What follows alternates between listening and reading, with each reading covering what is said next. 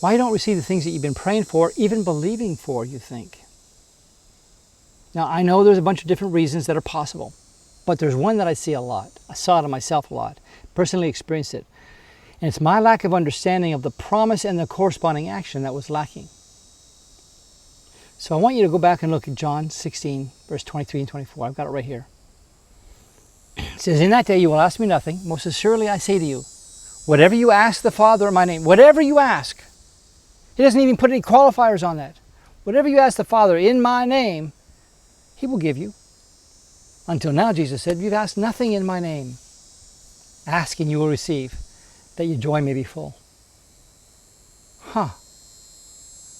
We talked about that in the last video, but look at this. The first reason so many prayers don't seem to be answered is because, I say seem for a reason, it's because we don't understand the Greek word translated as ask. We covered that in the last video. But the second part of the equation is our misunderstanding of the word translated as receive. Seems to me that the two most important words in this passage are ask and receive. Like without that, what are we talking about? So it behooves us to understand what Jesus was really saying. We think that receive is some kind of passive thing like, hey, I received a letter in the email, I received a phone call from so-and-so, I received something like that. And sometimes that word is appropriate. Sometimes that's exactly what it is. But in the Greek, there are two different words that are translated one way in English. They're translated receive, but they're two different, entirely different words. And the first one, I can't pronounce it, so I'll spell it, dechomai, D-E-C-H-O-M-A-I. And that's more along the lines of accept. Got a collect call? Yeah, I'll accept it. Will you sign for this letter? Okay, yeah, I'll accept this letter. Something like that, okay? It's that kind of thing. But it's interesting. In Luke 8:13, Jesus says, but the ones on the rock, he's talking about the parable of the sower. The ones on the rock, when they hear, they receive the word with joy. Sounds good, doesn't it? But they have no root, who believe for a while and in time of temptation fall away. So what does this word receive? That's the passive word. It means, you know, okay, I'll take it, sure. So right here on my lap, I'll take it. But notice the folks in this parable, the ones that only accepted the word, who only received it like, okay, they fell away when it was tested. Now I want you to compare that with the word that's translated receive. In John 16, it's the word lambano, L-A-M-B-A-N-O. I like it, lambano, which means, get this, to catch or to procure for oneself or to take in order to carry away. It's not like, hey, something came in the mail today. This is, I'm procuring it for myself. I'm taking a hold of it so I can carry it away. Look it up, it's in the Strongs there. It's a whole different meaning, a whole different thing. Think of it like a football game. When the ball is thrown, the receiver goes to great lengths to catch the ball. He doesn't just stand there passively think, well, if he wants to throw it to me, I'm right here. It's never going to happen. You don't stand there and passively accept the pass. You run for it. You go for it. You struggle for it.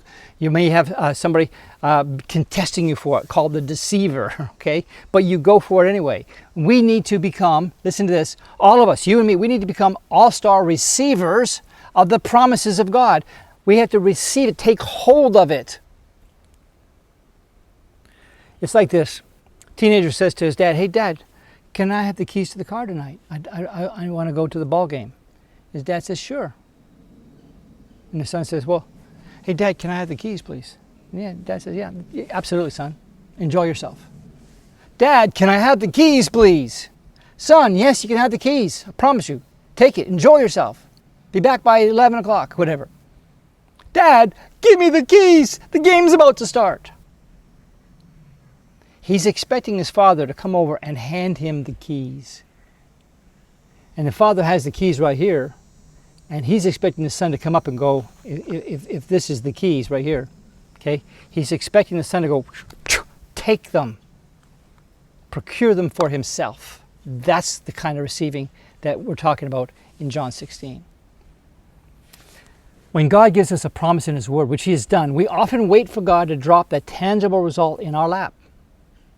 But as you know, and I've said this before, God feeds the birds, Matthew 6:26, but he doesn't drop the food in the nest. He promises to the birds, I'll feed you, and that's unalterable. But the birds have enough bird sense to go out and apprehend the promise. They make it happen. God's told them that, so they go out expecting, I'm going to find a worm, a lizard, a fish. If they're an eagle, they're looking for a fish, whatever it is, right? They fully expect it. They don't think, oh man, when is God going to send a fish over here? They soar and they soar and they go, woo, and they swoop down and they get the fish or whatever it is they're looking for. It's incumbent upon you and incumbent upon me to take hold of his promises and take the corresponding action.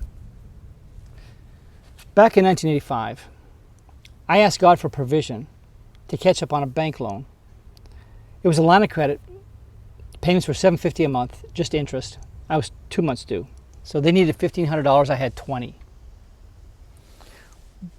Prayed one night and I felt, I'm cutting the story short, but the idea was, well, if I really believe this, I need to take hold of his word. My God will supply all of my needs. Okay, well, I'm going to take hold of that word.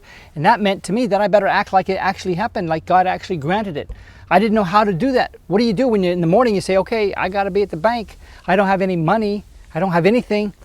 So the only thing I could think of was to get in my car and drive to the bank, take out my wallet, open it, say, can I speak to the bank manager? And this was my plan.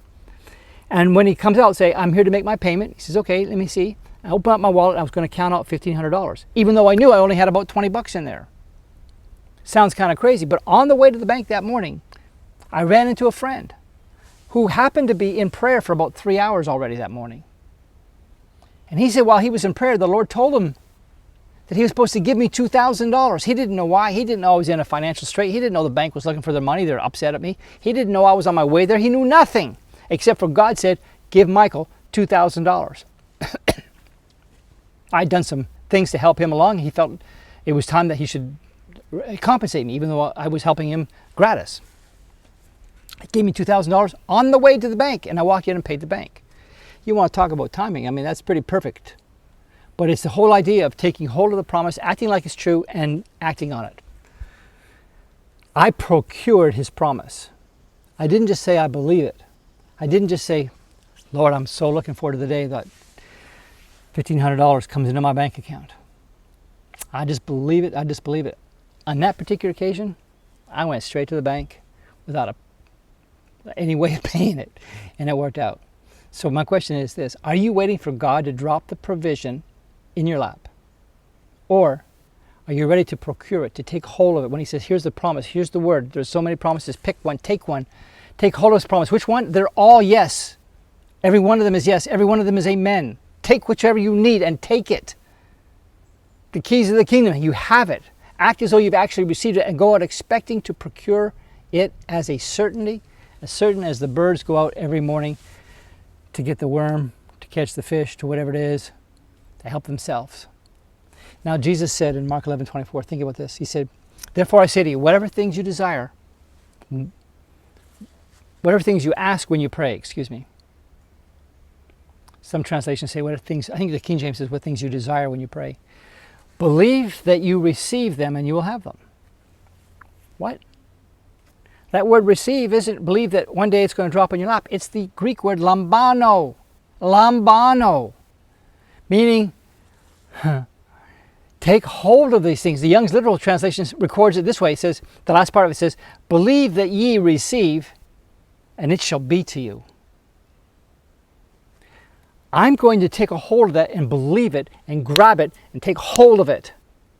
Whatsoever things you ask when you pray, believe that and receive it. You take hold of it that way to procure it for your good, and you will have it. You receive the promise in prayer. You take hold of it. You procure it in your heart, expecting to carry it away. And then you act with expectation, and you will see the desired result. My friend, that's faith. And without action, your faith is powerless. It's dead, James 2:26. So, I wanted to get those two things across because so many people I know, myself included at times, have had, as my friend Rick Osborne talks about, hit and miss. Hit and miss. Doesn't need to be hit and miss. It needs to be hit. Ask with an expectation. Receive by taking hold of it and act. And proof of that you've taken hold of it is you act accordingly as God leads you. Friend, that's it for now. I hope these things help you. I'm at michaelpink.com, the Jesus School of Business.com. I'd love to see you come by, get to know what we got going on. Read, get a hold of the books, God's Best Kept Secrets. They're phenomenal. You can find those on the website, michaelpink.com. All right, God bless. See you again sometime soon.